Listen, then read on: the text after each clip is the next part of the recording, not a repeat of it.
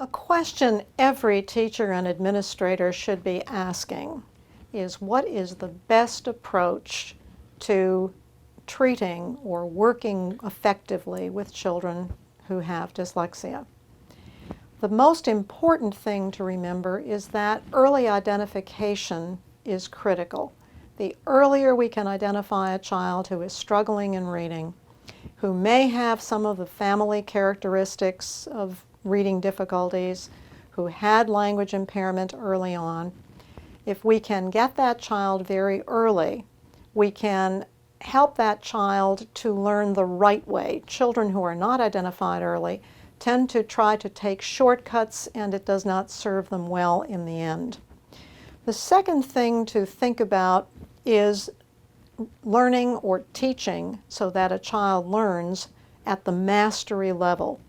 In most cases, we can assume that we can teach a lesson, maybe review the lesson, and the child, or most children in the classroom, will be able to take it in and use it over time.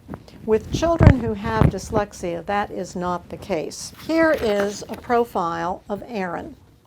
Aaron was in 4th grade, and this shows his reading and spelling accuracy. Mastery is up here at the 90% level. Instructional level, where we should be teaching him, is somewhere here between 61 and 80%. And then anything down here, he is being measured at his frustration level. If we look at the grade level of words that Adam can read at mastery, it's the 1st grade. Adam is in the 4th grade.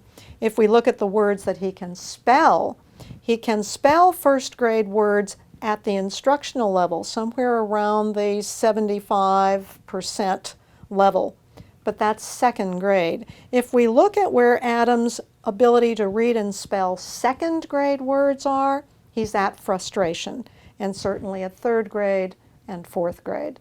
And so what has not happened for Adam? Adam has not had the opportunity to learn the content for reading and spelling to mastery at each grade level. And so now remediation for Aaron will require that we go back to his instructional level for spelling and reading and rework with him the skills that he needs to acquire to just master the concepts and the decoding characteristics of words at the 2nd grade level before we can begin to think about bringing him to the point where he can read and spell at grade level. This takes a long time for someone who is already 3 years behind in his abilities.